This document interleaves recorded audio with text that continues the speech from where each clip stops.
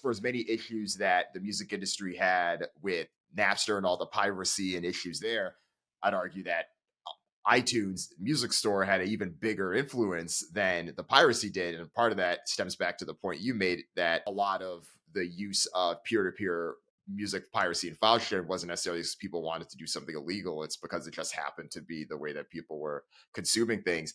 And some of the conversations that Jobs had around the time were prescient because this was before the iTunes music launch. He talks to the folks at AOL Time Warner, and he's telling them, because at the time they were still connected with Warner Music Group, and he's telling them, you got it all wrong. This is back when the labels were trying to push MusicNet and Press Play. These were some of the more online music things that they had at the time that like Doug Morris and other executives were pushing.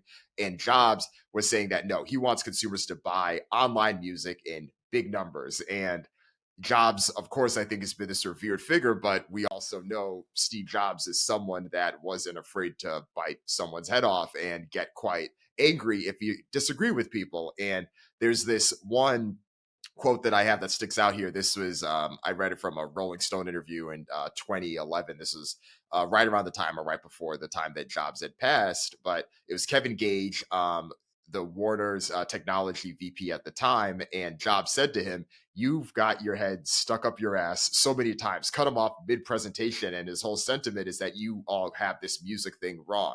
You need to give your songs to Apple and let us sell them individually. And that's what he pushed. And his biggest push point was the price, because iTunes at the time was like a full album is $9.99, a single is $1.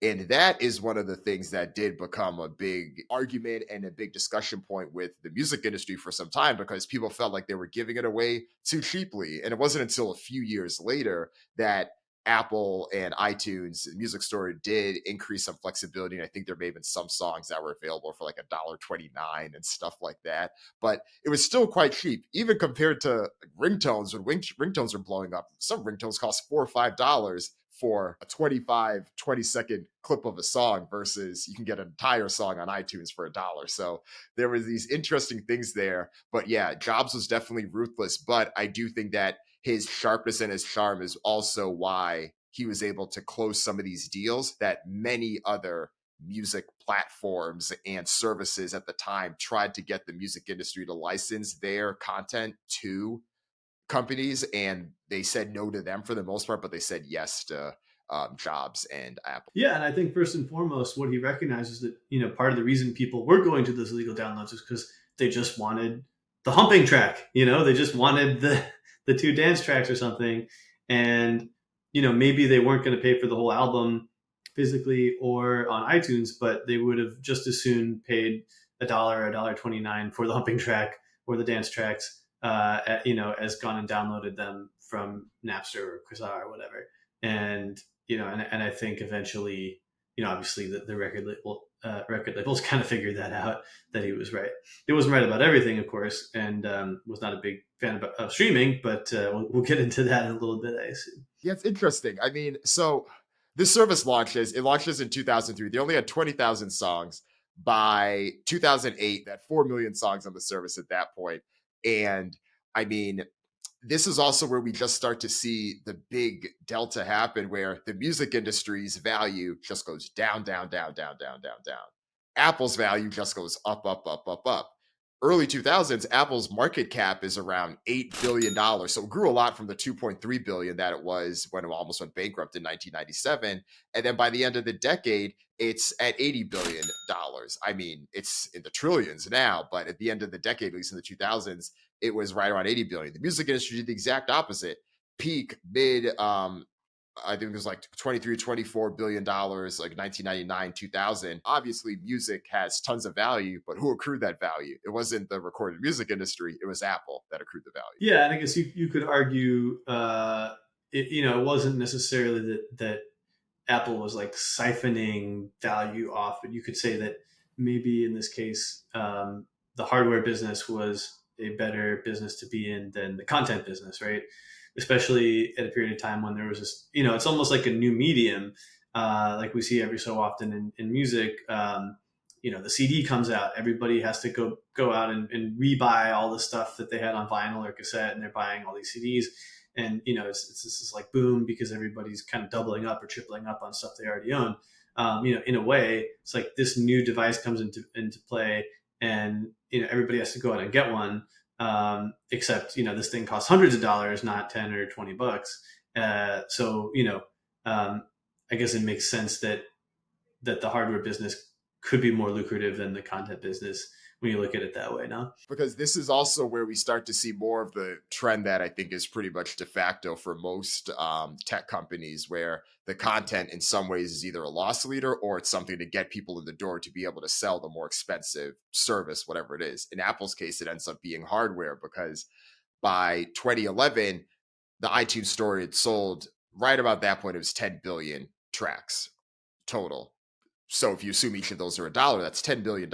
Still quite impressive over 8-year runs, but that isn't what gave Apple that $80 billion market cap. It's selling the iPods. It's selling all of the iPod iterations. And then it's also the launch of the iPhone itself. So each of these things, I think, really spoke to it. And then just to add a few numbers there about how impactful the iTunes music store was, in 2000, the US sales for albums were 943 million, so just shy of a billion. By 2011, that number is cut in half to 500 million compared to 819 million sales of digital downloads for singles. So completely upended the industry. And I don't have the exact stats for the platforms that benefited from it the most. I know that there were Amazon and some other players, but most of that went to iTunes in the music store. Yeah, and another thing that I'm curious about, you alluded to this, but sort of, the iTunes store and iTunes,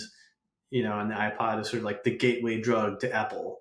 And how did, I mean, it's probably hard to kind of pick the signal out of the noise, but like I'm sure that the sales of MacBooks and Apple computers was going up over that time, just anecdotally, right? Like it became sort of the default for like a certain upwardly mobile college educated type, like that you go around college campuses and everybody's got a Mac. But how much of that was because people got pulled into that ecosystem by the iTunes store, by the iPod? I don't know that we'll ever fully know, but it had to have been considerable amount, right? It just makes you part of that ecosystem. And of course, Apple's a little bit grabby about that ecosystem, and it doesn't play so nice with other software. And so they really it's like a carrot and the stick sort of thing, but it makes your life easier if you have all Apple products, and they do interact pretty seamlessly with each other for the most part. But if you started out with that, that iPod or Apple, getting your music in the iTunes store, I think you're a lot more likely to go out and buy a MacBook eventually too. I think you're right, because this was part of the strategy as well. Jobs had seen this, and the broader Apple team had seen this, and they wanted to see it could be a test. Could the iPod and iTunes itself be the gateway? And I can say personally that it was for me, because I didn't grow up in a Mac household, but by the time that the iPod came out, it still wasn't in 2001 that I got it. The big shift was 2003, because of course it was the iTunes store, but that was also when they had the iPods that were then available for PC, because for those first 2 years, it was only compatible with Macs. They make it compatible with PCs. And then they also have a smaller product at a lower price point, which is the iPod mini. And I believe that was $249 or $250. So when that comes out, that hits a bit more of my target price range, where I think at the time it's like, okay, I don't know if I'm going to drop $400. That's one paycheck that I'm getting at Dairy Queen right now. But if I can use a part of that to then get this iPod mini, okay, now we're in business. So that was, I think, part of it for me. And then, so that came, so by 2003, 2004, was still using the PC, but it probably wasn't until the early 2010s, I would say, that I probably got my first MacBook Air. But I think that there was a lot of adoption there with that happening, and it may not have happened maybe as soon or as fluidly as the Apple team thought, but I think a lot of people did eventually just get there over time, because the fact that each of the services and the products themselves played so nicely with each other and intentionally didn't with other things, that is, of course, the ultimate feature, not a bug, that all those things come true, even in the slightest annoying things we see today, like someone shows up in the group text with the Android and then you see the Oh, green bubble and it's like so and so liked the message and it's just the most annoying text message that you could get in this group chat. All those things are by design.